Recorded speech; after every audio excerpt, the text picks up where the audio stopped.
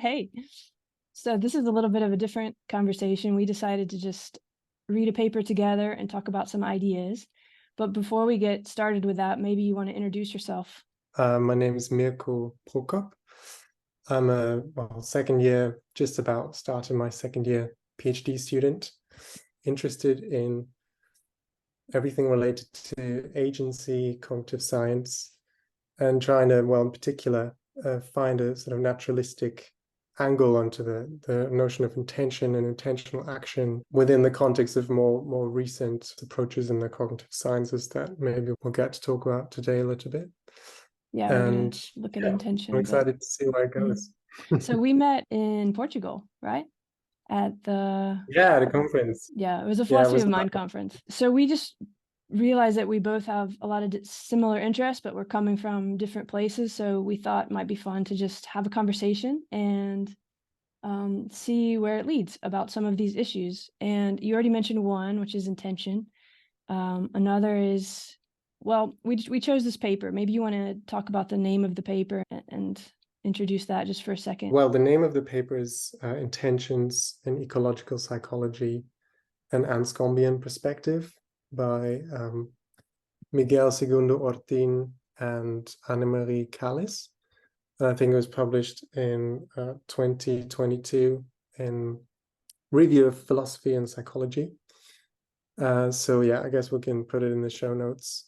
Yeah, and it's an interesting paper because it tries to introduce, as I understand it, an approach in the philosophy of action that used to be a bit unorthodox or maybe misunderstood for a while by Elizabeth Anscombe into the field of ecological psychology, and tries to sort of bring these two fields together. And I thought that was a really interesting proposal. We're not going to be able to really dive deep into their arguments, I guess, but well, it might let's be just set up a few of these like bigger terms. So like philosophy of action is one, and then we have enactivism, and we have ecological psychology. Those are maybe three. Yeah, and activism is sort of the perspective that I bring into, or that's sort of what I'm working within.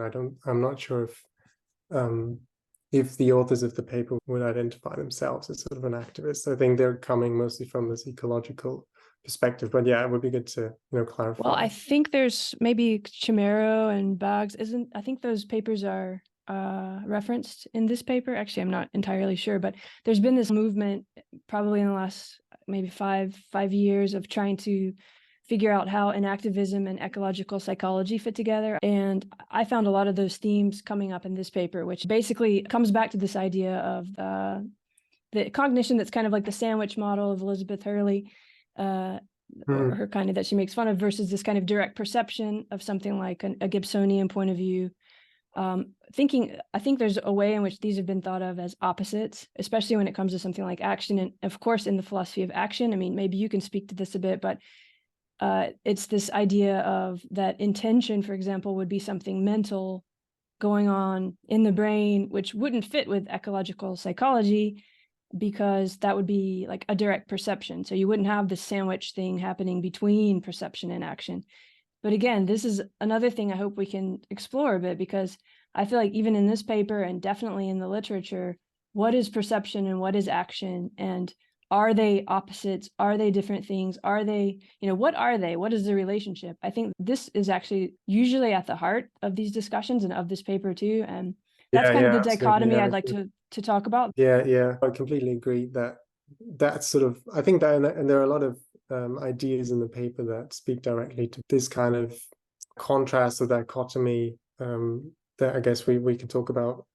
Yeah, maybe it would be good to just introduce the ideas of ecological psychology, some central ideas that to frame the discussion, like the notion of affordance, for example. Yeah, well, I guess we should talk about ecological psychology. First of all, neither of us are trying to be experts, so feel free to disagree with whatever we say here. In fact, we welcome that because that's part of it. Yeah. But just kind of trying to talk off the top of my head, that's all we're trying to do here. Then I would say ecological psychology is this embodied, situated, non-representational approach that, of course, is mostly associated with J.J. Gibson, although his wife worked a lot on it later, and there's different notions of it depending on what you read and which time you read it and who you read. But I think in the big picture, from my point of view, we can say non-representation is very important, which means they don't believe there's representations in the brain that are necessary for perception and action, and that it's situated, I guess a different, contextual. Yeah, go ahead. No, I think I was just thinking, I often find that divide between people saying, oh, I'm an anti-representationalist, I think everything about cognition is about representations in the brain and so on. I mean, people use these terms very differently, and I often find it more confusing than helpful to draw these kind of sharp distinctions. But so I was just thinking, a different way of thinking about specifically the notion of, or the understanding of perception in ecological psychology as something that's not necessarily mediated, so that when you perceive an object or a situation or something, it's not like there's a step between the perception and then the processing in your brain, and then you becoming aware of what's in front of you. It's just that the perception of what you see is sort of direct in this non-mediated sense. And if you have that view, I guess you can dispense with the notion of representation and say there's no need for some sense internalizing what you see in terms of this mental item that's called a representation that can then be worked on inside your brain. But yeah, and that's where it gets into a lot of trouble, of course. That's where the Gibsonian framework is so criticized, because even just the way we, in a very common everyday sense, we feel like we have thoughts which don't seem, that direct perception account doesn't seem, if you put it in the most kind of cartoonish way, doesn't seem plausible. Of course, there's tons of literature about this that really gets into the specifics, but just for an everyday kind of approach, like you do feel like there's it's not that there's just perception and action. It does feel like there's something like rumination, for example, that could happen, as if this mental action isn't action, it's something different. And this is where a lot of these debates come in about, as far as I understand it, ecological psychology in the Gibsonian sense, especially J.J. Gibson, was kind of this third way, right, between cognitivism and behaviorism. So you had this behaviorism model where it was more, let's just study behavior, which might be associated with this, okay, it's just action. There's nothing going on in the brain. We're not going to think about that, because it was then associated with consciousness, right? And that was kind of thought of as like, you can't touch on that. It's too mystical or spiritual, or you don't need it, right? Just study behavior. And then you had the cognitivism, which was sort of went the other way around and started really focusing on cognition as the subject and thinking more in terms of it, language and mathematical models and the brain. And this approach went the other way. And I think the ecological approach, at least what because as you know, I'm coming at this from my own research, and so are you, but what interests me about the ecological is J.J. Gibson's early writing, where he's talking about trying to overcome this dichotomy of mind and body, or mental and physical, or cognitive and behavior, and to see this in a very different way, which is a really hard thing to do, and to come up with a way of seeing that isn't linear and isn't fitting into any of these places. And I feel like ecological psychology was trying to do that in the beginning. But then, of course, it's got all these different interpretations about affordances, perception, action. So I don't know how that relates to your work exactly, or what you think about that. Yeah, I mean, I have to say I'm not too familiar with ecological psychology and the early writings of Gibson, although I would love to read. It's definitely on my reading list. Yeah, you're more coming at it from the intention. You've read a lot of Anscombe, right?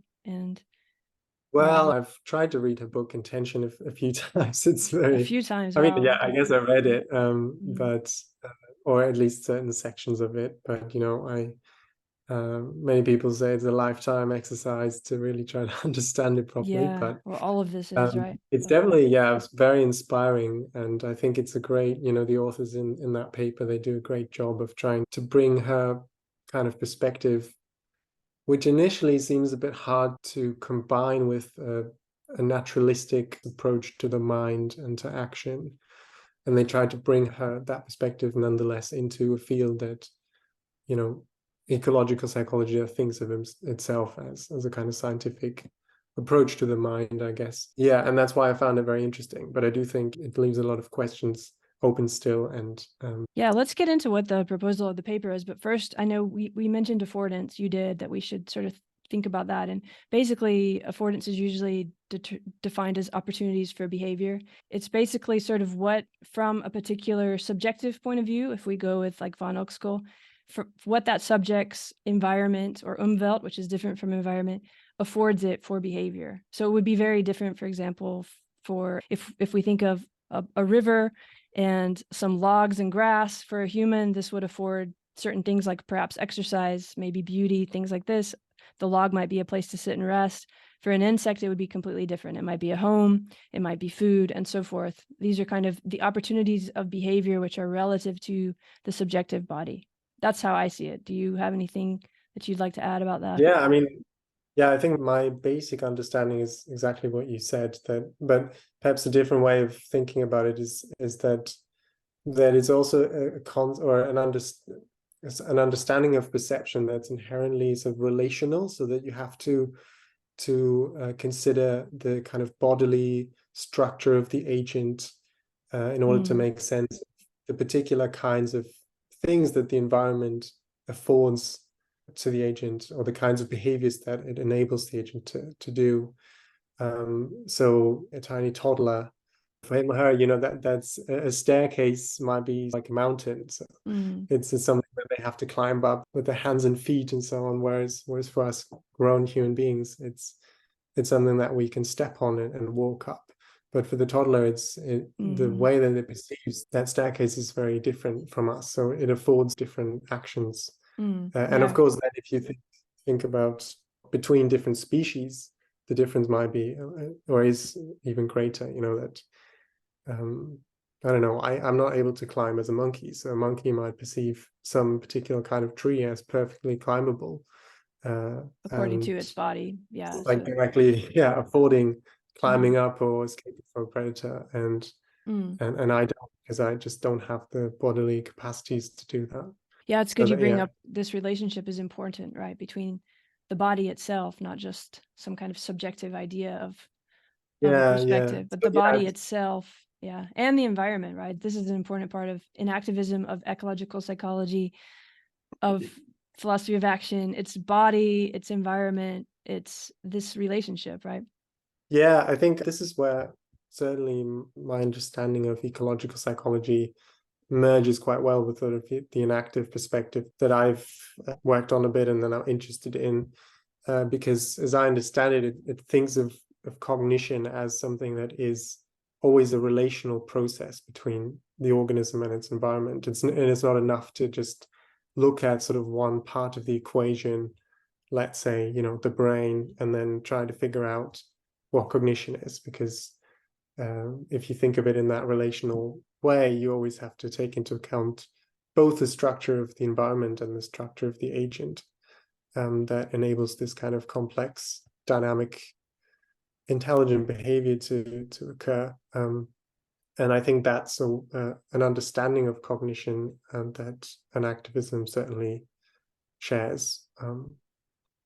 Yeah, and to go to von Oekschool too, a lot of people say niche construction started with him, but you could also trace his work to other things. But what comes through is like what you were saying, that there's a particular kind of body and a particular kind of context, which then you can't dissociate perception and action from that. And when you were talking, I was thinking of these loops and cybernetics and how all of this is a similar tradition, right? That kind of leads into enactivism and ecological psychology. And that also kind of starts with von Oekschool, who also talks about these loops between a body and the environment. I'm not sure loop is the right way, because that sounds like you come back to where you started. And I think in terms of dynamical systems and complexity, we never come back exactly to where we started. But in any case, the idea of this looping between a body and an environment as part of the perception action structure, some even call it the perception action loop, is really important in all these contexts, isn't it? Yeah, absolutely. I have to also say that, you know, Van Oekschool, you've mentioned him to me, and I've heard about him, but he's definitely also an author that I need to read more, and that is on my reading list. But just what went through my head as I was listening to you, what you were saying about these, you know, perception action loops or cycles, is that what I've sometimes found is that, especially when you then start to think about agency, it does seem to introduce a kind of asymmetry in that relationship, in the sense that an agent is sort of like the active part of that relationship. If you observe an organism, how it behaves in its environment, even an organism that we might think of as something relatively simple, a tiny fish or something. They're moving about, they're exploring, they're doing things. And of course, if you have a sort of ecological understanding of cognition, then you want to say that not everything about that behavior can be explained just by looking, like by dissecting the fish and looking at its tiny brain and nervous system and doing experiments with it. The environment is certainly important, but then at the same time, it seems to me when we think about agency that it's still sort of the fish who's the main actor, who brings forth this kind of relationship in a way that makes that organism the source of what's going on, and in a very important sense, the sort of seat of the intelligence. So even though on an ecological approach, you do get this idea that the structure of the environment is very important, and you can't just look at the brain or just the organism. But then when you start to think about agency, to me it often seems like, yeah, but there is definitely some kind of asymmetry, that what happens within the organism at that time of the action, or perhaps in general in relation to the concept of cognition, is the, I don't know, central place to look, I guess, when you try to explain agency. You know what I mean? That's really So interesting. Yeah, what do you you don't mean want by to end up. what do you mean by asymmetry there? I guess what I mean is that you don't want to end up in a place, and I think this relates to some things they talk about in the paper, where everything that an organism is doing is sort of triggered by the perception of affordances in the environment, without the organism having some way of, actively mediating between which kinds of affordances it perceives, which affordances it acts on. Exactly. Yeah. Because That's what otherwise you end up yeah. with a kind of very mechanistic view of what's going on, Yeah. where agency just kind of doesn't seem to have a place.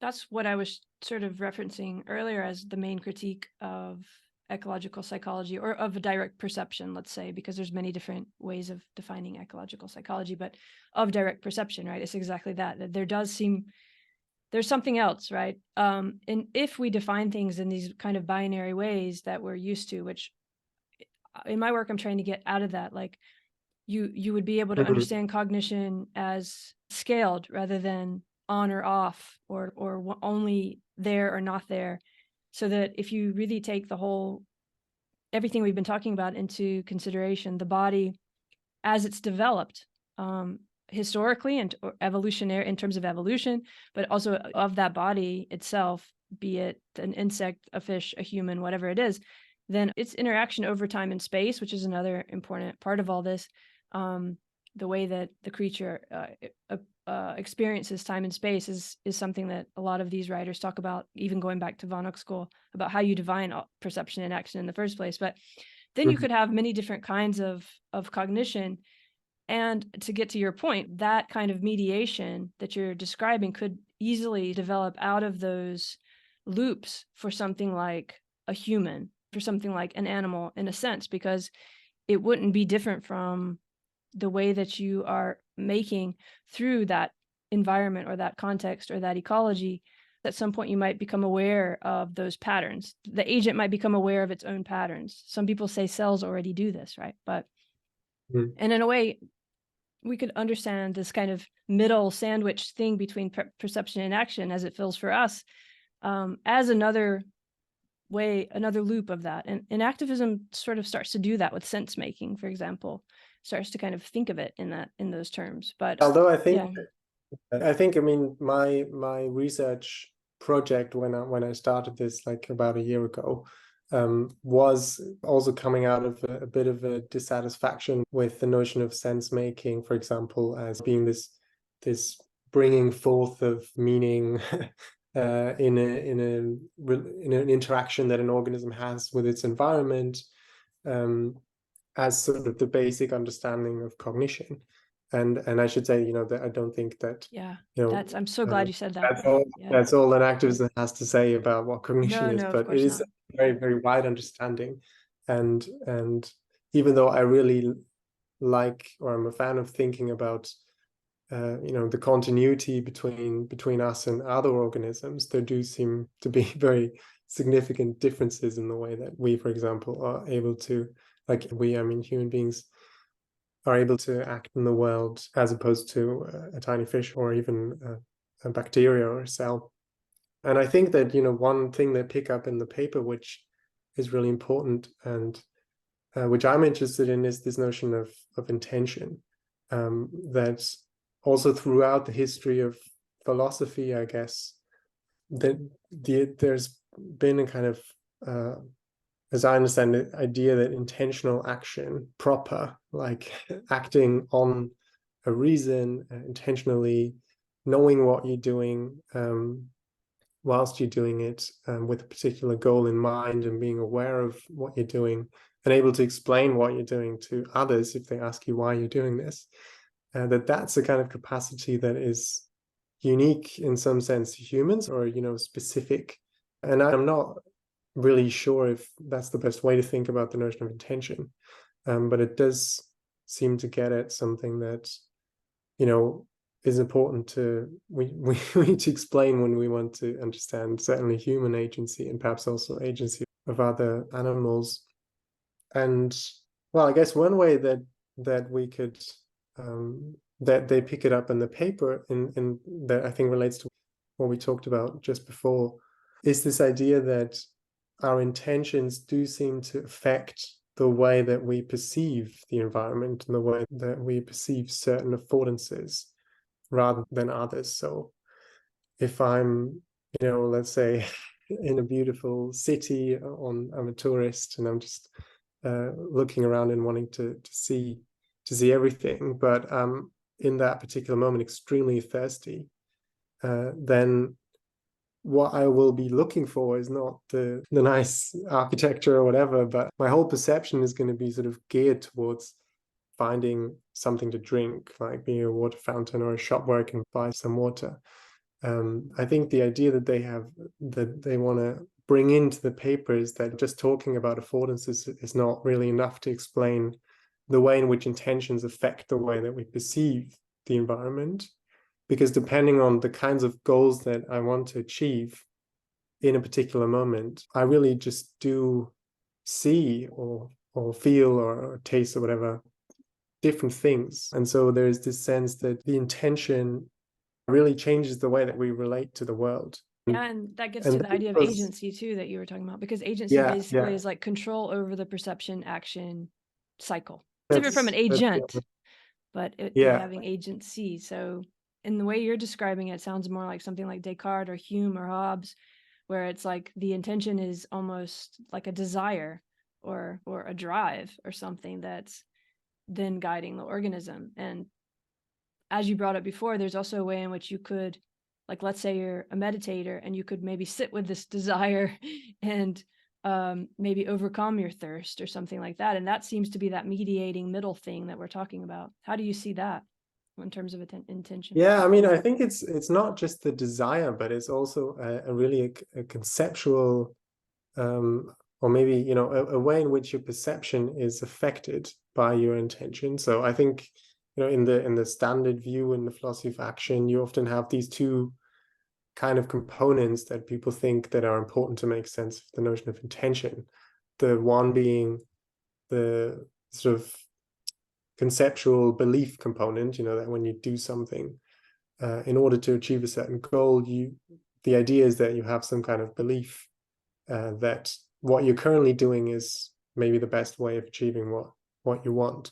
But then on the other hand, you also have, of course, this desire component, the affective component, or the emotive component, which is already, in this word emotion, the kind of thing that sets you in motion, that actually brings you to act, and that's also essential to making sense of intentional action. And often, people tended to think about these. I think Hume, for example, might have thought about these as relatively distinct in the explanation of action, this like conceptual and the emotional, affective aspect, which is something that is, I think, characteristic of a lot of maybe traditional cognitivist views in the cognitive sciences of thinking of intelligence or cognition, on the one hand, as something that's not directly related to affectivity in the way that things feel to us, and on the other hand, of thinking about things like pain and affect. And I'm certainly interested in thinking about these two things as much more interconnected than maybe the standard account of action or cognition seems to suppose. Yeah, there's so much in there I want to talk about. I want to think about philosophy of action and the Davidson view versus the one they're presenting here. But maybe first we should just give a little abstract of the paper. I mean, Yeah. what is this paper actually sort of trying to do? What's the issue at stake here? Yeah, so I guess that they see, as I read it, the notion of intention kind of lacking in ecological psychology, or at least more sophisticated explanations of what intentions are.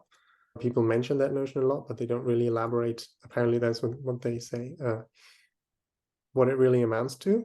And they want to say that it's important precisely because of these kinds of examples that I've given, that intentions do affect the way, or they affect which of we actually perceive in the environment in a particular moment, depending on the kind of goal or intention I have. And so it's not enough to just talk about affordances, but you also have to bring in this notion of intention.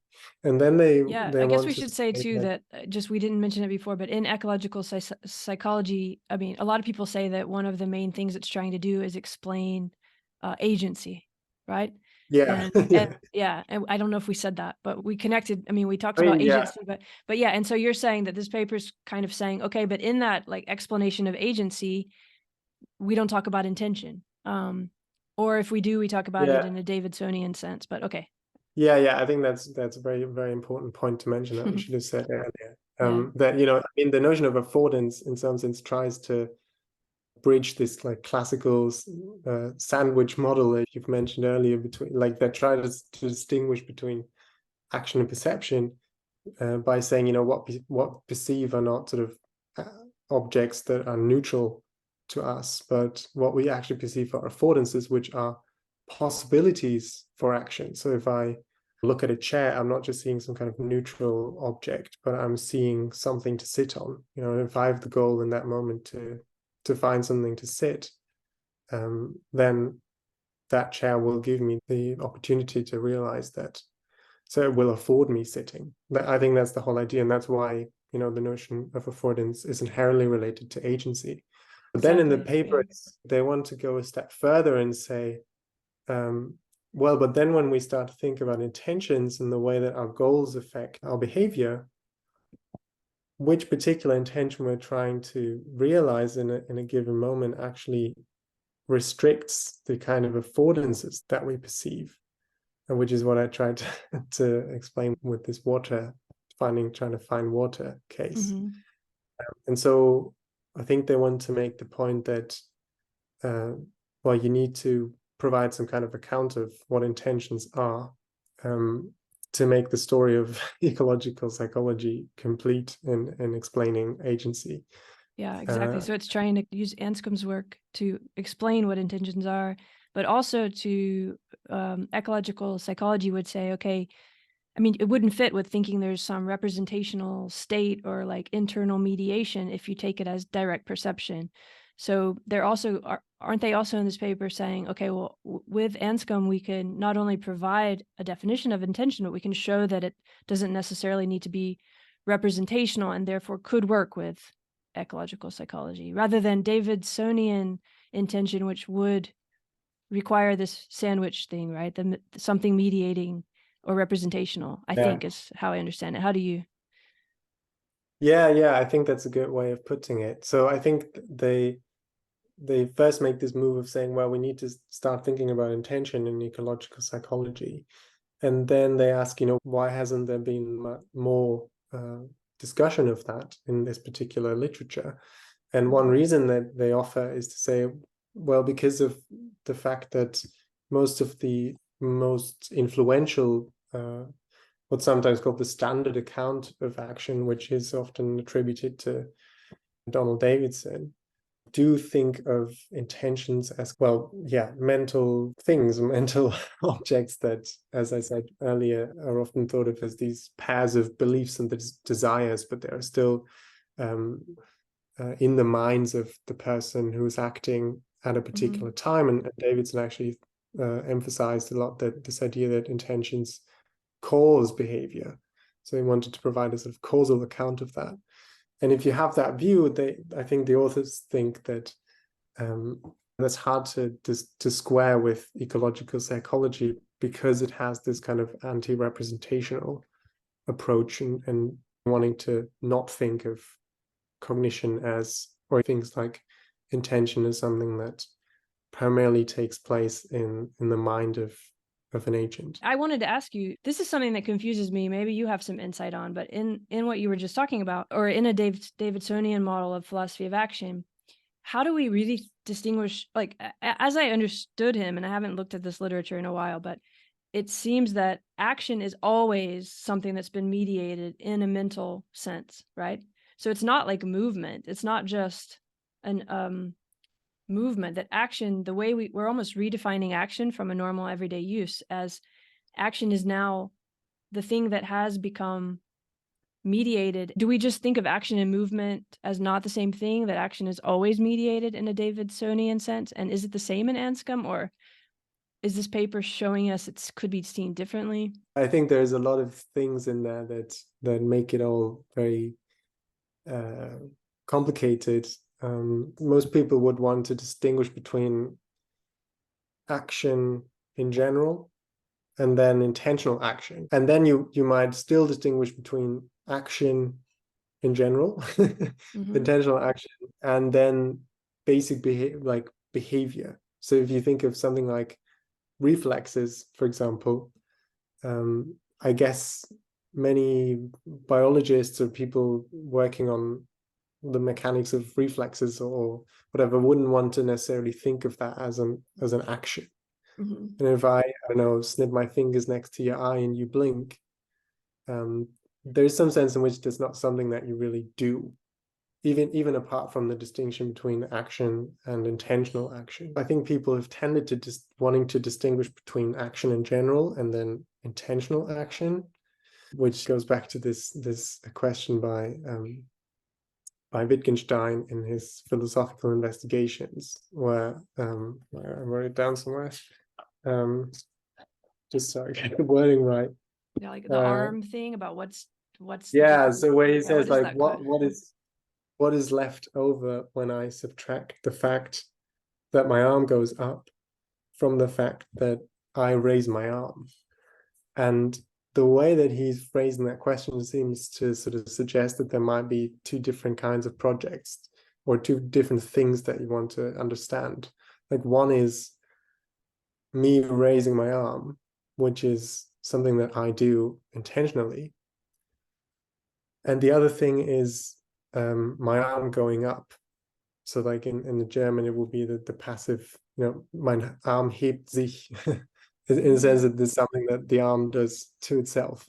So if I throw a ball at you and your arm goes up and you catch it, that would be more like a reflex. But if you have awareness that you're going to raise your arm now, and then you raise your arm, that's intentional action. The first one is just action, and the second one is intentional action, or?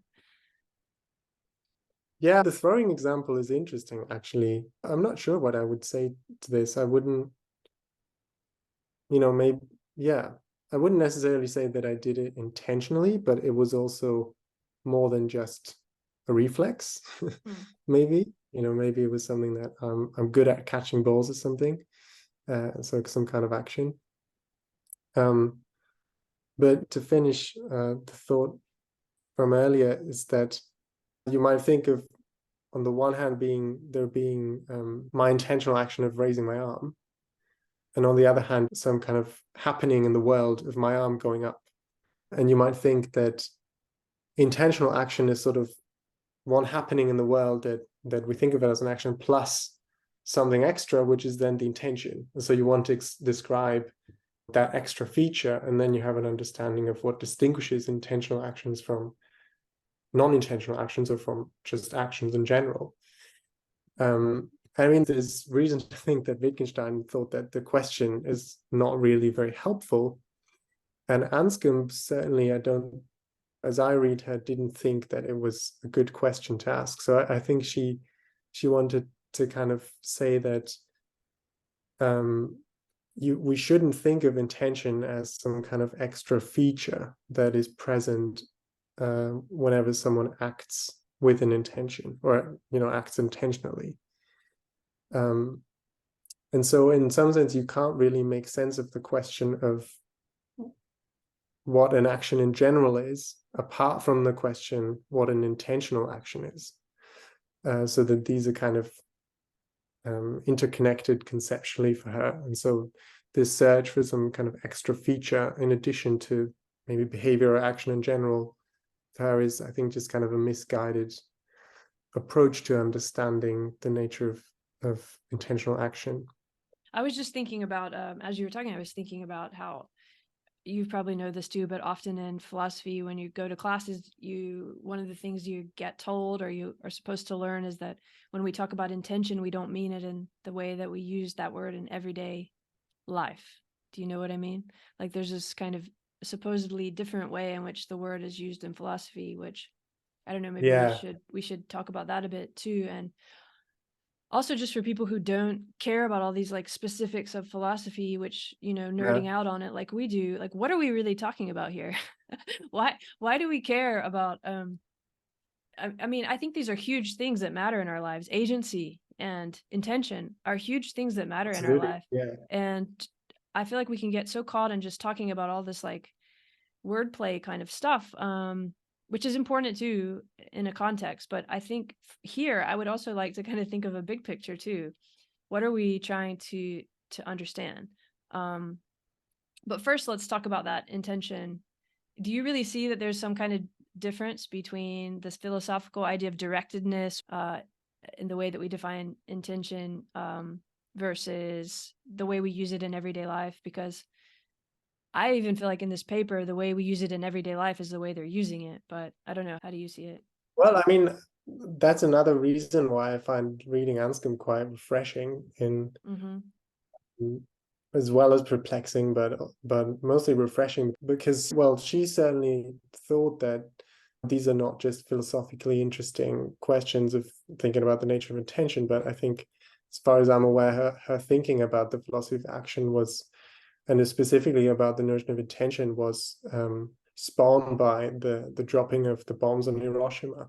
And, President Truman kind of saying, or, someone might have thought that he could have said something like, I didn't do this intentionally. I just signed a piece of paper and I didn't really drop the bomb, so I'm not responsible for this. Whereas she, I think, wanted to really say, no, you are responsible for that. And I guess she thought that the reason for that doesn't hang on a particular mental state that Truman had at the time where he signed that paper, but it had more to do with the way in which he knew that when he signed it, he was actually ordering the bombing, and that Anscombe wanted to think of wants to think of intention as she says, a sort of form of description of actions or events in the life, in human life, which usually is sort of goal directed, of actions being done in order to do something else. So she thinks that whenever we use the term intention, and she's really concerned with the everyday use of intention, there is a kind of pattern present in human life that is, if you like, teleological, so that is concerned with us doing certain things in order to achieve other things. I'm so glad you brought that up. I didn't know that. About that was. Yeah, I mean, for her, these were, I think, really, yeah. I mean, because, I mean, philosophy is a wonderful way to learn how to think critically and things like this, but at least for me, I don't know.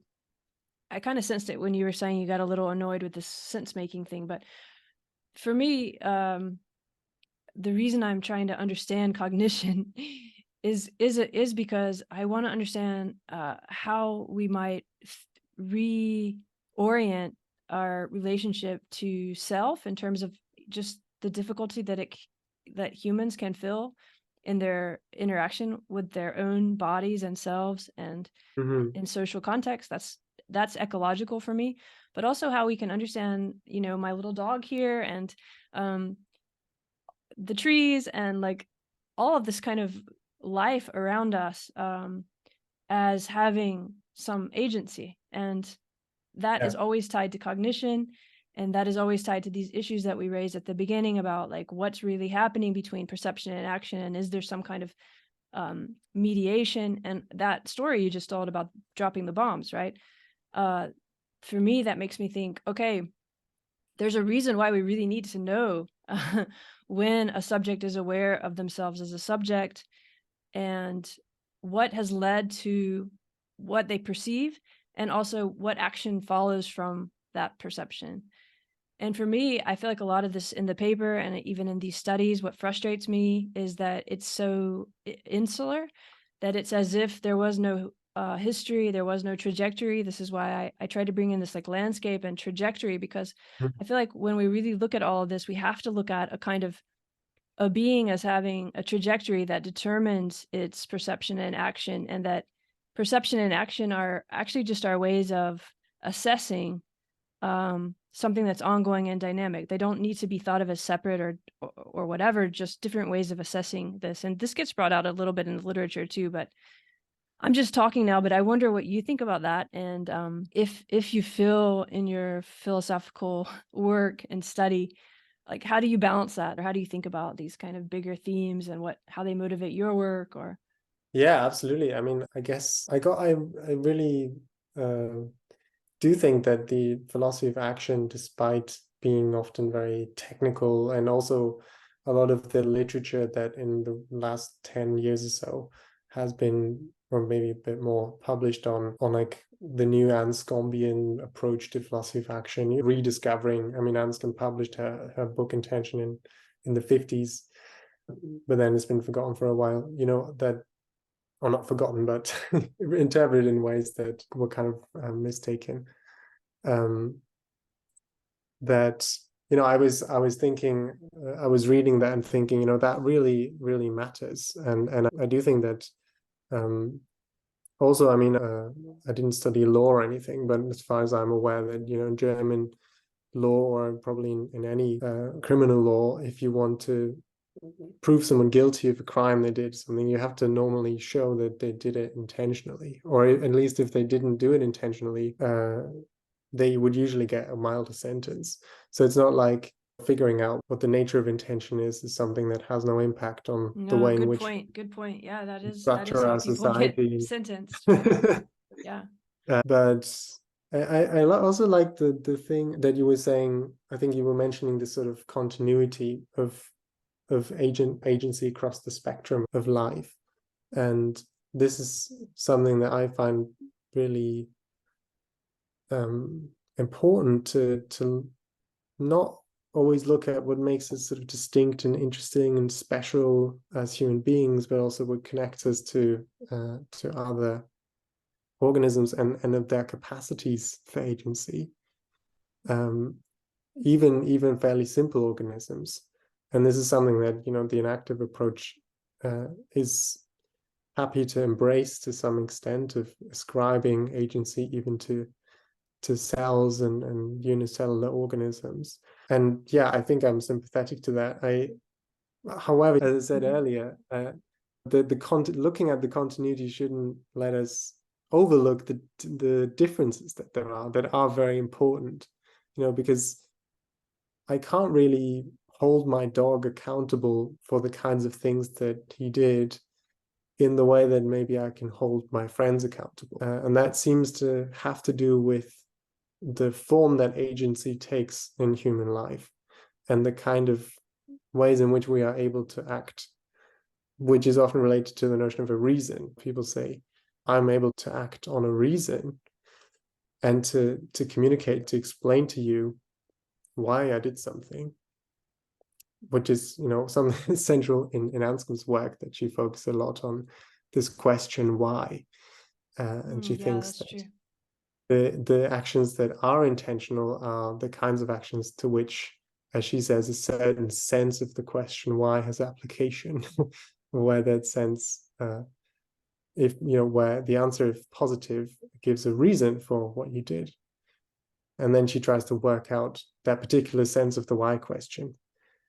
But I can't really ask my dog, why did you, I don't know, wee on the floor or something? And I can't really hold them accountable for that in the same way as I could maybe my drunk friend or something. That means you can't apply a human definition of cognition to a dog, right? Which I think is what we are all trying to do, or think we can do. That we can just come up with an idea of what cognition is and it's going to apply across the board or something, or that we can come up with a definition of agency and intention. But to go back to those subjects we raised at the beginning, I think what I'm seeing is that you can think of cognition as something that all creatures have without assuming that it's the same. And when we look at something like ecological psychology and enactivism and philosophy of action, I think what a lot of people there are trying to figure out is how to understand that, right? Like, how do you understand that for me, I put it in my terms because that's like what I have to do. But for me, as your dog has a history, a trajectory with its body and its particular affordances, that you could hold it accountable relative to that trajectory. But of course, you can't hold it accountable relative to a human trajectory of cognition. But that doesn't mean that your dog isn't intelligent and cognitive. It just means that takes a lot more work, right? Do you think that connects to Anscombe at all and her idea of practical knowledge, or? Yeah, I mean, absolutely. There's a lot of things that we could talk about here. I mean, another reason why I found Anscombe nice to read is that she's very open to the idea of attributing intention to non-human animals. And she actually says explicitly, we often do describe the movements of animals in intentional terms. Where you say, like, why is the cat crouching like that? Because it's stalking the bird. And, you might say, well, its intention in crouching is to catch the bird. And that's a perfectly valid description of what's going on. But then people might say, oh, yeah, but the intention of the cat is very different. And I think Anscombe also says something like, even though the cat cannot express its thoughts in the way that I can, if you ask me, why are you doing this? We still attribute intention to the cat, and it's perfectly fine. But of course, there is still a difference between me and the cat in the way that I act, or that I'm able to act. I think a lot of the things that I do are very cat-like in a way, if you like. So I want to think of it more as a spectrum of different forms of agency, many of which we share with other animals. But I also feel like there is something quite specific about the form that agency takes in human beings, without that implying some kind of hierarchy that we're like better than the rest or something. It's just that because of our evolutionary history and cultural evolution as well, probably our agency ended up the way that it is now. And I'm interested in understanding that specificity in action, which I do think involves the notion of intention, without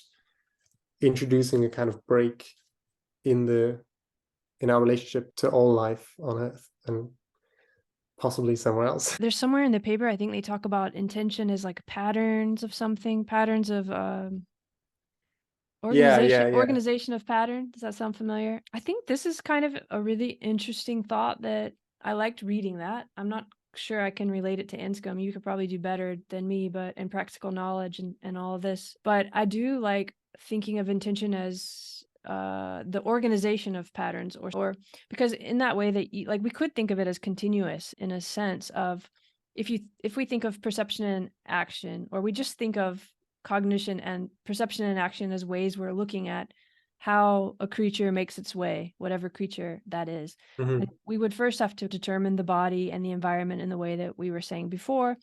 And there would be certain statistical regularities that this creature is encountering, be it a human, a dog, an insect. And their sort of organization of those relative to their body would be its cognition. Knowledge doesn't necessarily mean that you're aware via language or something like this. So a creature's movement through its world is its knowledge, it's its cognition from our perspective, maybe not from its perspective. But how do you see this patterns of organization and action in relation to Anscombe? I mean, certainly that's I guess one of the central pieces of her account, and it's kind of hard to just summarize in a few words, because I guess she also thought that you kind of have to do the work yourself and reading through the book and trying to really understand where she's coming from.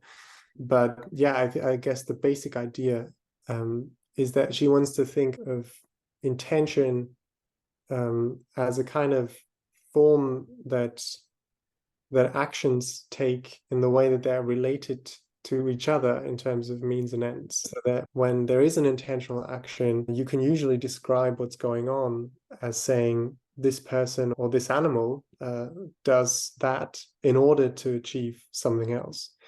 And then there's the notion of practical knowledge, which is also absolutely essential to Anscombe, which is related to this in the sense that she wants to say that when someone is doing something intentionally, they are aware of how what they're doing right now is a means to an end that they want to achieve. And that's sort of, in that sense, the practical knowledge, like when you do something, you know what you're doing and you know why you're doing it.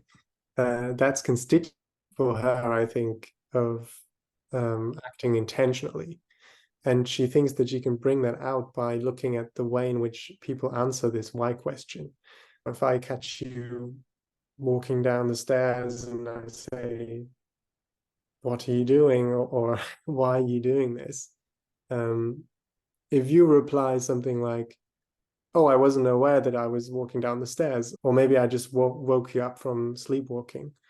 That answer, Anscombe thinks, shows that what you were doing, you weren't really doing it intentionally. You weren't doing it based on knowing what you're doing in that situation. Whereas if you said, I'm going to fetch some milk from the shop, or like I'm going down in order to go to the shop, that's an answer that in a sense reveals this pattern being present of you being aware of how what you're doing right now contributes to achieving a goal that you care about. And I think in a sense, Anscombe thinks that working out the structure of this teleological, goal, means and end oriented pattern really is all we have to say in order to understand the notion of intention. And just to try to bring that back to the paper, the reason why it's nice for ecological psychology is that this is a kind of non-representational way of thinking of the notion of intention. You don't have to think of intention as some kind of mental state that is present at the time at which someone is acting, and that then somehow causes you to act. But at the same time, thinking in Anscombean terms about intentions in terms of sort of forms of descriptions or patterns of organization of action is often a bit unusual and obscure, and it takes a while to get into it. And I'm certainly still struggling to fit that view into a naturalistic understanding of intentional action, where we do have to look at, how is the body of the agent actually constructed? What role does the nervous system play in the production of intelligent behavior? All these are, from a naturalistic perspective, essential questions to answer. The question, what is intentional action? You said you want to try to think of a naturalistic notion of intention. What do you mean by naturalistic for those who, what's like your way of thinking about that word? That's another big question. I don't think I can or want to give a definite answer to that, but I guess most generally I just think of it as a notion of intention that is compatible or supported by our knowledge from the natural sciences, and in particular biology and the bunch of disciplines that make up cognitive science, like psychology and neuroscience and so on. Yeah.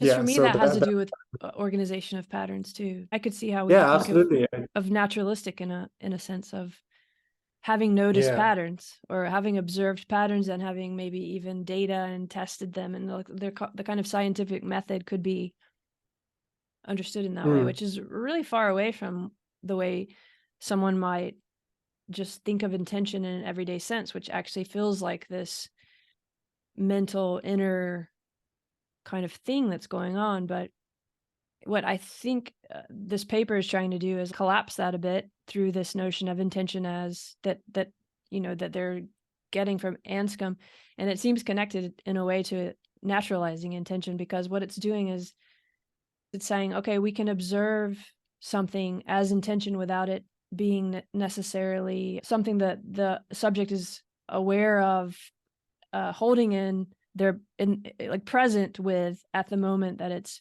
taking place or something.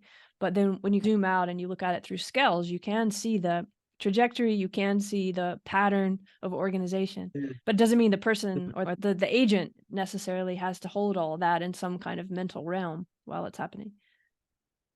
No, absolutely. Yeah, I'm interested in the idea of thinking of these kind of patterns of organization of actions in terms of means and ends that Anscombe is trying to describe as, in many cases, very strongly embodied, like in the sense that your body knows what you're doing when you do something intentionally, and that the way in which, for example, when you're walking along across the street intentionally, an absolutely central part of that action is the way in which your legs and arms and whole movement of your body are coordinated to produce that goal-directed behavior. I mean, of course, you're aware in some sense that you're walking down the street, but to me, it's much more plausible to say my body is walking, my knowledge of how to walk down the street is really just in my body. That's what I've been doing my whole life since I'm, I don't know, one and a half years old or something.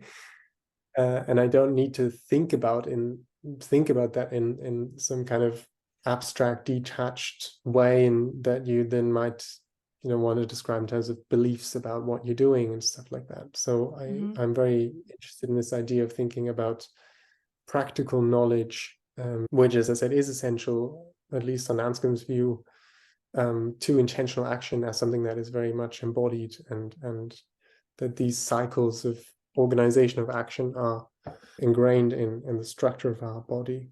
I'm so glad you said the word embodied. We've been talking about the body a lot, which is also very important in all these other contexts, but this is going to be a little messy, but I just have to try to kind of go for it a bit, because this idea that you're talking about in this kind of continuum and it being embodied, the organizational pattern is embodied, and that becomes the main problem, right? And all these things of how do you go from this embodied cognition that's not necessarily it's about the subject, but it's not necessarily about what we think of as subjective awareness, of having awareness that you are acting in a certain way. And those always seem very distinct. But I think what I'm seeing, and what I think a lot of people are trying to get at, is that this is a continuous process with that embodied cognition. You as a little boy developed your way of, you made way in physically how to get to the park, but also in terms of your emotions and your thoughts and all of this, right? And you, through language, sort of developed in the same way an awareness of your organization of those patterns via language, which makes us start to feel like, oh, there's like a little me in my head or something. But really, it's just this kind of, we've organized our patterns of behavior via language in the same way that we organize our patterns in our body as we walk, and we learn this. So there becomes this continuity between life and mind, and a continuity between the way we make our way physically and the way that we come to understand ourselves through awareness via language or something. But this is where it gets tricky, doesn't it? When you start to think of my dog or your dog or an insect or something, you really have to think, okay, they're doing the same thing with their body, and that's cognition, but there's a very different sort of language. There probably is language, but it's not what we call human language. So their awareness of their patterns would be different, even if the organizing pattern is similar. This gets very hard to talk about, and we get really confused. We have trouble not thinking of everything in terms of language-based thought or something. So something like practical knowledge, I feel like it's really tied. I mean, it makes sense with Wittgenstein and her coming out of that it would be so tied to language in a way. But I feel like, and this paper is sort of trying to do it, that we could almost try to unstick the language, understand that that's one form of way-making and one form of knowledge, therefore, one form of practical knowledge. But there's also a practical knowledge in the very way that she introduces it that isn't about being aware through language of your actions, but that could still be very relative to this pattern formation through just aligning with what you've been moving through your whole life, whether you're a cell or a human. And I know that's very messy, but I feel like it's not just language based, and it seems very language based still in her work. But maybe I'm wrong because I haven't read her as much as you. Trying to get past that. I think this is something that I have to think more about, and that I would love to reread also aspects of Anscombe. And I think one thing that she does think is that it is essential to the kind of practical knowledge that is constitutive or very important to make sense of intentional actions, at least in humans, that we are able to express to others our reasons for doing what we did intentionally. This is why this why question is so central, because Anscombe seems to think that it is essential to you being an intentional agent capable of acting intentional, that you also are able to answer that question if I ask you why did you do that. And I love that you mentioned language there, because of course that is, the way that we typically communicate our reasons to each other for what we are doing. But another thing that I've been really interested in that relates to that is that language, and also this why question, is something that only really matters in a social context, right? So normally you wouldn't really ask yourself, why am I doing this? And you don't really, there is a sense in which you don't really have to make explicit or express to yourself the reasons for why you're doing something. I mean, that might be related to this kind of obscure notion of Anscombe, that she wants to think of practical knowledge as what she calls knowledge without observation, as, the way that you know what you're doing is not through observing yourself and then making explicit to yourself, oh, there is a body that's moving in the world and has these certain kinds of features. That's very good. Knowledge without observation. Yeah, that's because that's different than being able to answer the why question. Just like the water pump example. If what is that? Like there's a guy pumping poisonous water into a house, and if you ask him why he's doing it, he can answer it. And there's this kind of whole train of why questions. That's kind of the famous example. I can link to it. But in any case, I was imagining that as the same as understanding why you're doing it. And it's not at all, actually. Or observing yourself. Being the observer. It is essential.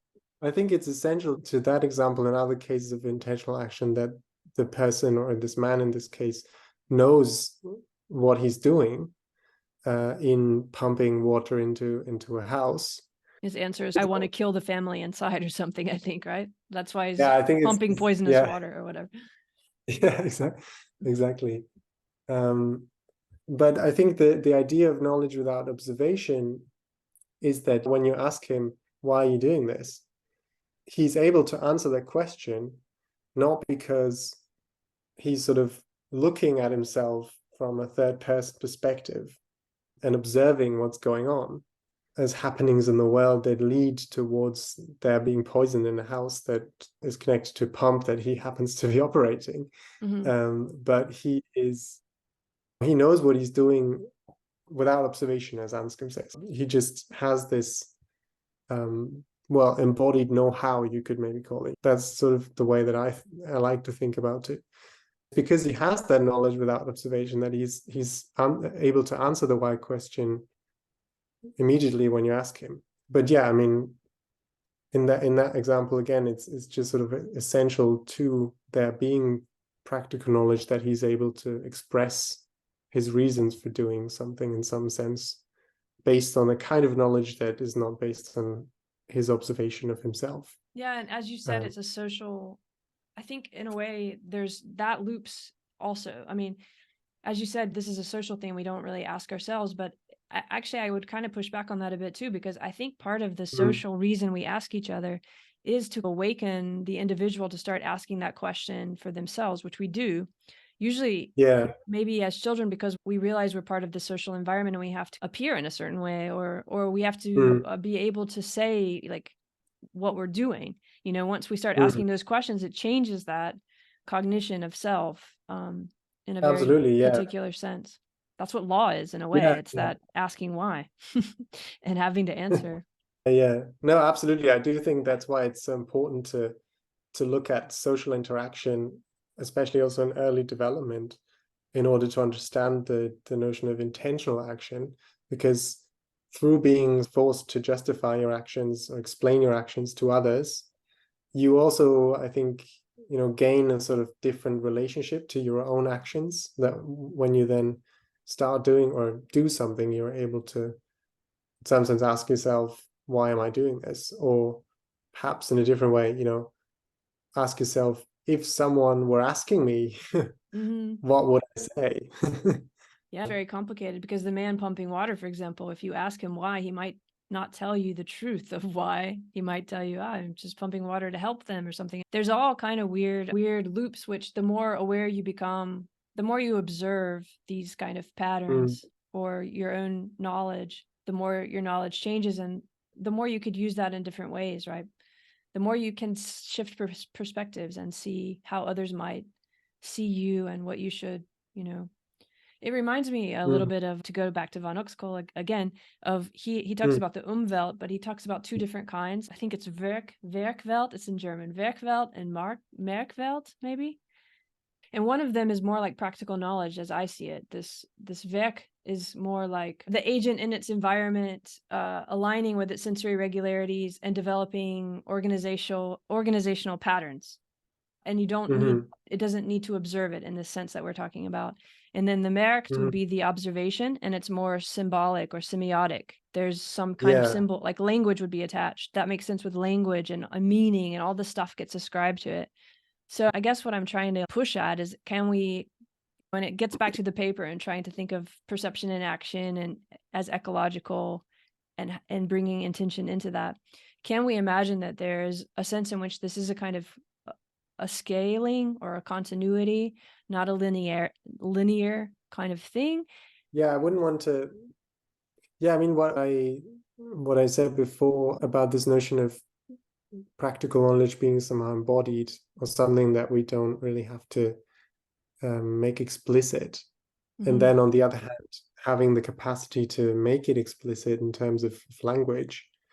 You know, the way I sort of think about it now is that they're, yeah, like you said, they're not like, it's not like a linear progression or a kind of sharp distinction between one kind of practical knowledge and the other, but that they're sort of intertwined in the way that we act and in the way that we explain ourselves to others.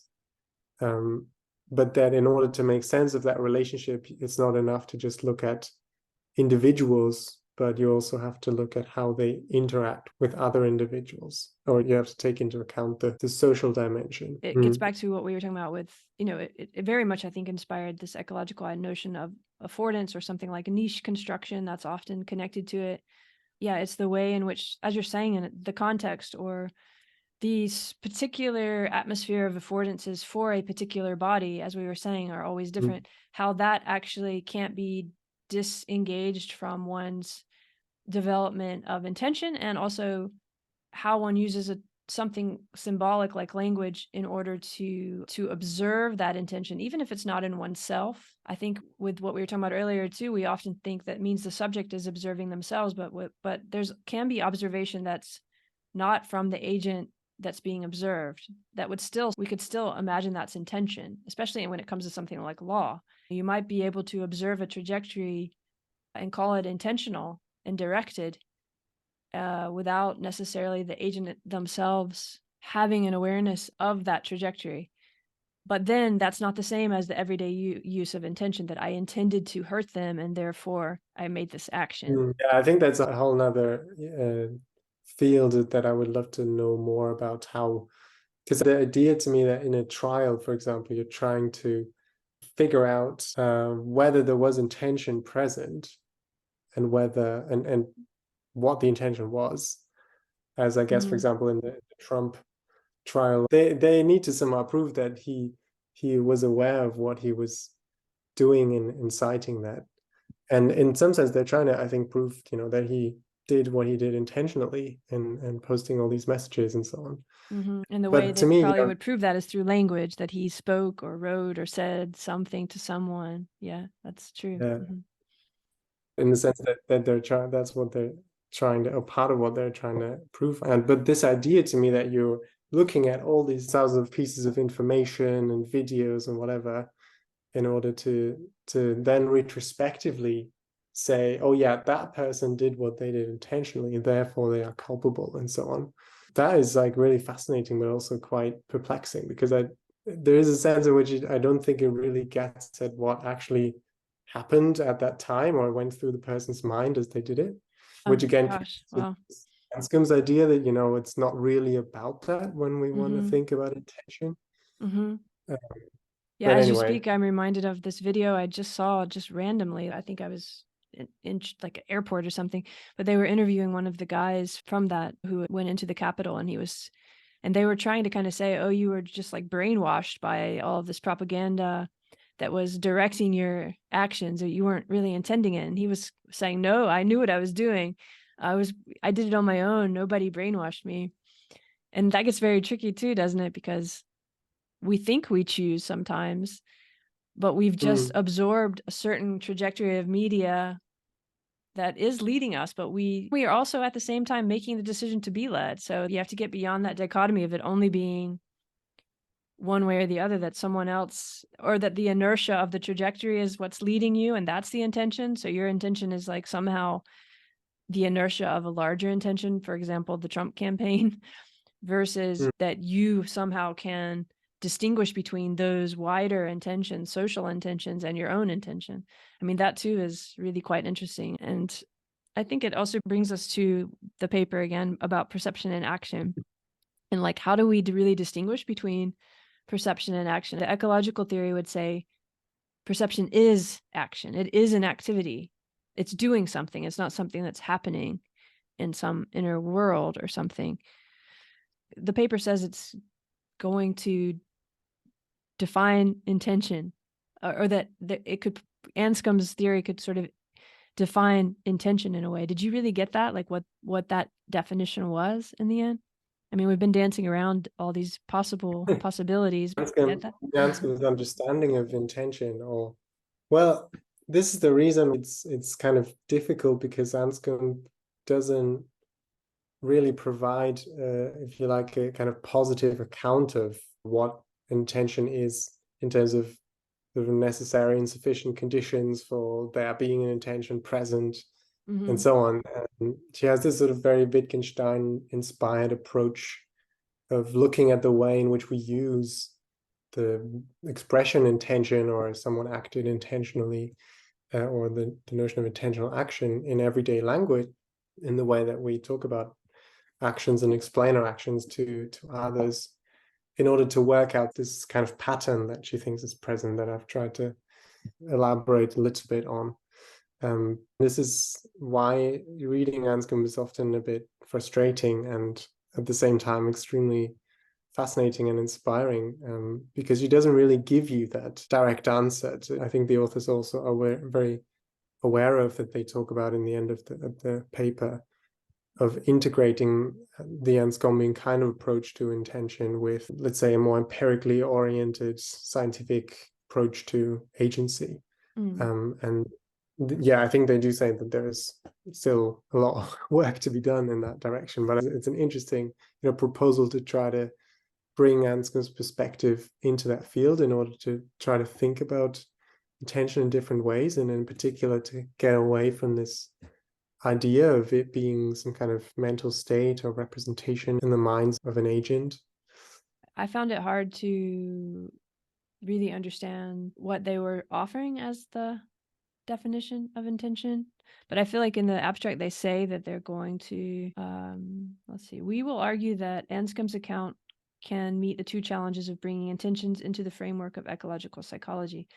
First, it can explain what intentions are, if not representational states. Okay. So I guess we've kind of talked about that, right? It's not necessarily explaining or giving a definition of intention so much as showing that it doesn't have to be representational, right? Yeah, I think that's probably a good way of putting it. It's probably not the right way to think about Anscombe's account in this sort of positive way of giving you a theory of that's his intention. Even though in some sense, of course, she does give you some kind of conception of that notion that is illuminating.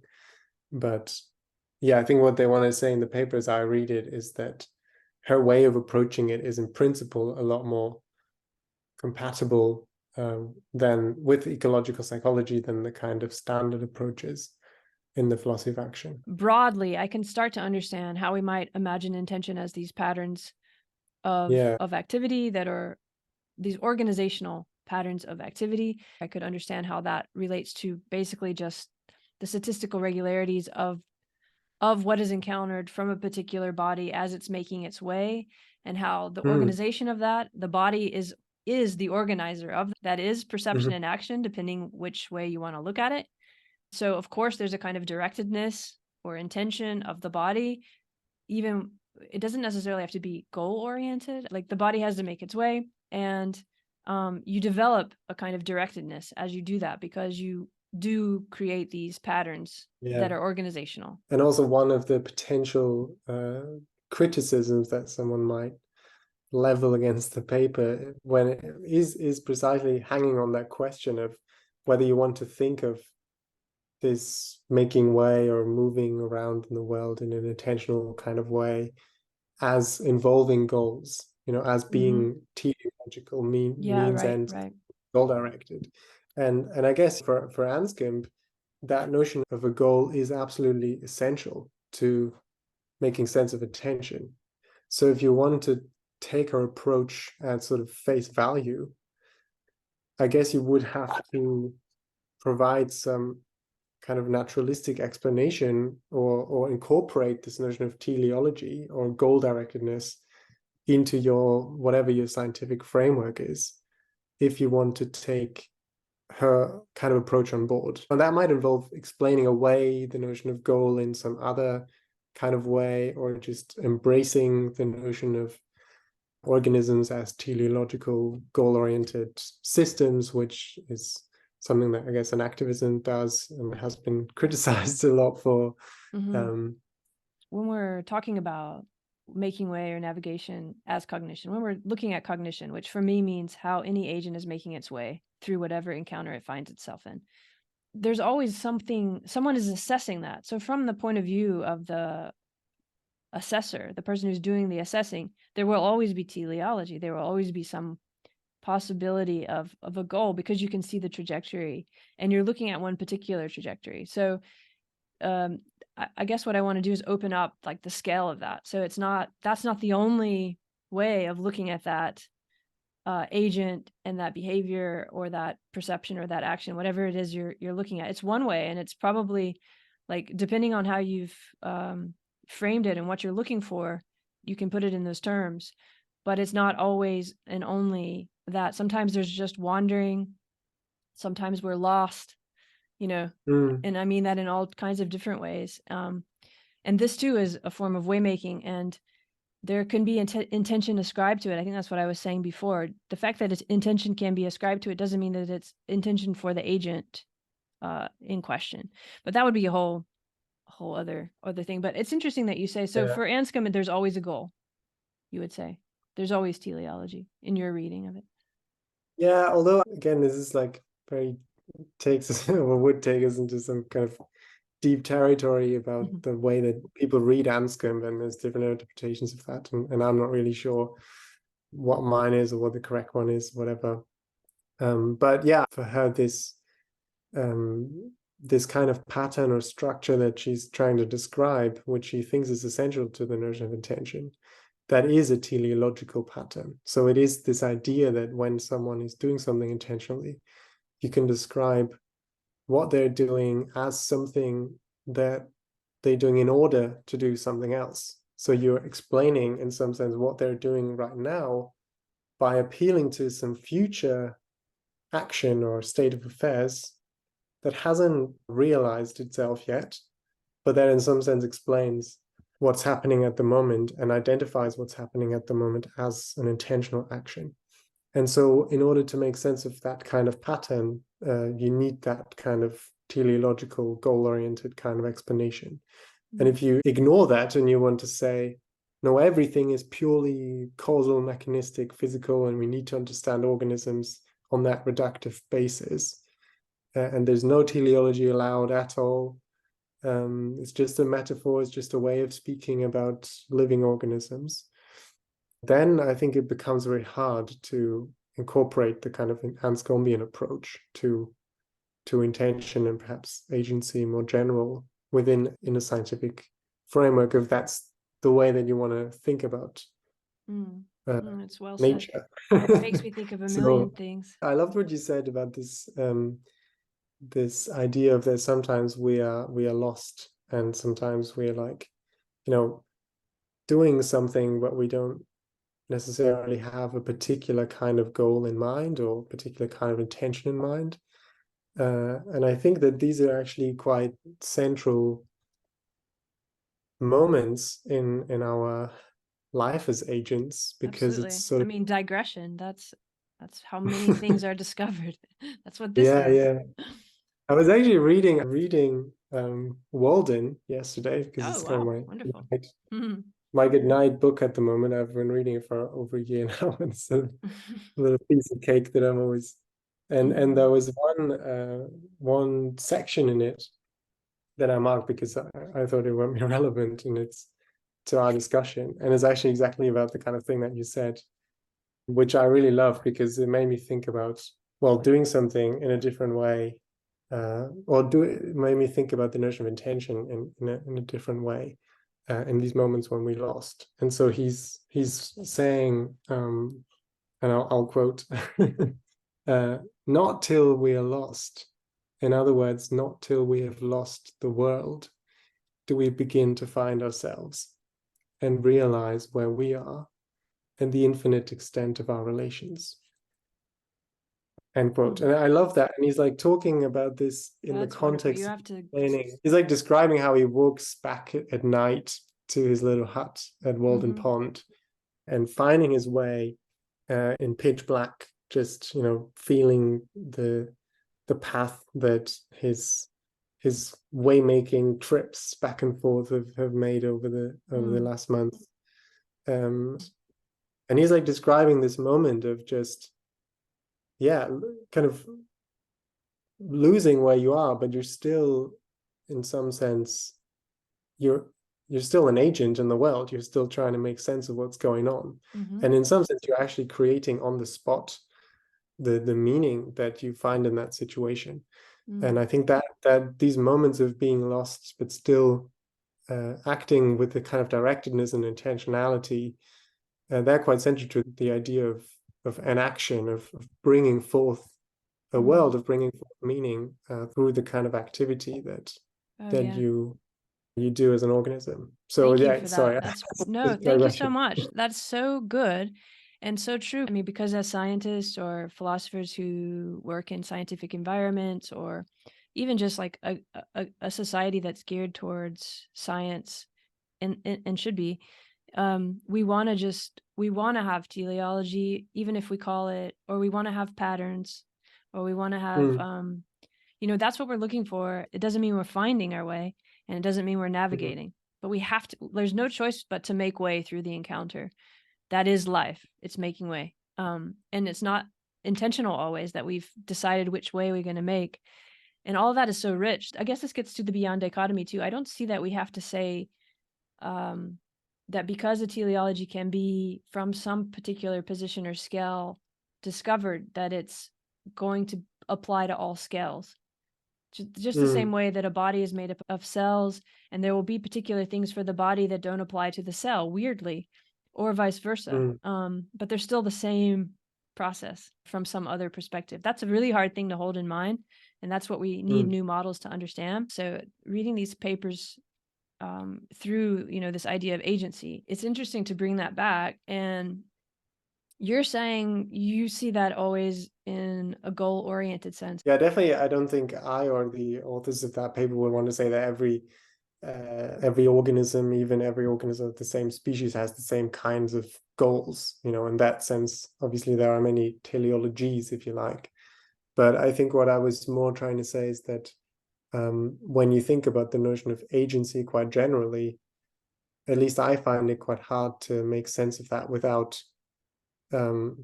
involving some notion of a goal or of a purpose, which to me always doesn't mean that you're sort of having left, that you've left the field of natural science. It's just that's a sort of fact about how we understand the concept of agency, and that needs to be explained. But it's sort of important to acknowledge that when you start thinking about a concept that's so difficult, rather than trying to reduce it to something else that is completely devoid of any kind of goal directedness, because then agency just kind of seems to, for me at least, my intuitive grasp on the concept seems to kind of fade out of the picture. Yeah, I worry sometimes about, a lot of these approaches are, once we start thinking, of course, teleology is still naturalistic science and all of this, it can be, but I do think we have to use caution in this rigidity of, often when we talk about these words, we do talk about them in a dichotomous way, so that it's either or, and that there's only one teleology, or somehow we find the right goal or the right, or and I guess what I want to do is that's why I said teleologies, not teleology, but is, of course, from, as I was saying, from any position of assessment we could see goals, but we can't always ascribe that goal to the thing that we're assessing. I think we have to be very, very careful about that. Something like von Oxkel, for example, once you start doing that, you get into really dangerous areas, which he did. He had all these crazy ideas, political ideas that were really detrimental and wrong, that were very, very tied to believing, we can determine what a goal is for some agent. So I guess that's where I'm trying to open up the space where it's too easy to say everything is goal-oriented and only goal-oriented. It's better for me to say the measuring or the science is always going to be able to see particular goals when assessing particular trajectories. But the overall bigger model, we have to remember, is not linear ever. And you can always see many, many overlapping trajectories that then needs a new model for how we understand what all this is, this way making it, which isn't necessarily a linear movement from some place to a goal. That mindset is what bothers me, and what is we can so easily get stuck in, I think, through these very inspirational and true ideas. A lot of the people that inspired me got stuck in those places, and it's hard to, I don't want to do that. I really like your idea, as far as we've talked about it, of waymaking, because it does always involve this historical dimension that makes it very unique to each individual. We all have come our own way to where we are today, and we will all go different paths, which sometimes cross and sometimes they don't. But there's the sense that the kinds of goals that we care about and that we do pursue and that guide our behavior, they are very much tied to the kind of individual that we have become and that we are in the process of becoming. And in that sense, I completely agree. I completely agree that it's treacherous to sort of think of teleology as this one thing that applies to all. Right. There could be even contradictory teleologies within the same agent, as part of the same agency. I guess it's just the rigidity of thinking that we're going to look at this system and we were looking at everything. And so if we find the goals of that system, then we've somehow solved something for multiple perspectives. It gets to what we were talking about the cognition of how you can apply human cognition to a dog or whatever, in terms of if you're going to punish them. It's more that I feel like we need more nuance in terms of understanding that there's always multiple goals and multiple trajectories of getting to any one particular goal. And the goal itself might look like a goal from one perspective and from another not. I guess I'm just trying to open up that space, but I do want to get your opinion or your perspective about this notion of whether we need affordances to have intention, because that's also raised in the paper. And I feel like the authors say you can have intentions they don't depend on the affordances. I think the point they make is they want to say that intentional action doesn't always depend on affordances being present at that moment that are relevant to what you're trying to achieve. So I think they have this example of someone looking to cut an onion or something, or wanting to cut an onion, but there's no knife present in the kitchen. So they're just exploring the environment, right, looking for something to cut the onion, even though in that particular case there is nothing there that affords them to cut with. And they say that it's not necessary for that being an object that affords cutting in order to speak about there being an intentional action, and perhaps even the intention of cutting an onion that is being sort of realized through exploring the environment in order to find something that you can cut an onion with. That's a good point. Yeah, it's the presence of affordances in that moment. So that would again go to that trajectory and that history, that at some point you've understood, you've had a knife to cut the onion. So that would be sort of where the directedness is coming from, but that doesn't mean that then the tool itself is present. I guess that makes sense. Yeah, and I think the other idea that's really central they want to bring in is what we said earlier, that intentions do modulate the affordances that we do actually perceive, and that this is sort of the central fact that they think is important to take account of, and that's why you need to start thinking about intentions. I guess they want to say that, adopting the kind of Anscombean approach can give an explanation of that without thinking of intentions as internal representations of goals that are somehow projected onto the environment, but it's rather that because when you're engaged in a particular kind of goal-oriented behavior where you're doing something in order to do something else, like exploring the environment for, looking for something to drink, this intention, this like teleological connection between the actions that you are trying to sort of trace out in time in order to reach your goal, that actually restricts which affordances you perceive.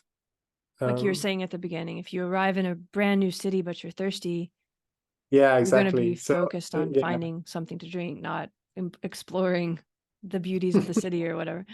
And so they want to, I think, as I understand it, they want to use Anscombe in that way to keep hold of the idea of direct perception, that affordances are perceived directly rather than through some mediating representational process, whilst also accommodating the idea that our intentions affect which affordances we perceive at any particular moment in time. I have to read it again to think about it, but I mean, on the first pass, I thought it was very plausible, interesting proposal. Yeah, it's great to have Anscombe brought in like this, and I think that's really rich. I think they say it in the paper, there's tons more that could be explored. Did this paper give you anything new in your work? As the authors also say in the conclusion of that paper, it's more a beginning, than a conclusive account of intention or something, because you have to really do the work of trying to integrate the kind of Anscombean understanding of intention with as a naturalistic or scientific or empirical or whatever you want to call it understanding of cognition and the mind and the body. And that's certainly something that I'm very interested in, and I think it's important, and that we should take an interdisciplinary approach to that question, and cognition in general. I mean, this is why I loved, meeting you and talking to you, and thinking about, beyond dichotomies, beyond disciplinary boundaries, and trying to think about this in different ways that are maybe raising eyebrows, but can lead to new things. That's the point, just to kind of question and ask and explore. So thanks for offering this paper. I mean, you came up with it. Yeah, thanks for great... discussing it. It was great. Yeah. Yes. Till next time. Yeah. Thank you so much. Thank you so much. I hope you have a good evening.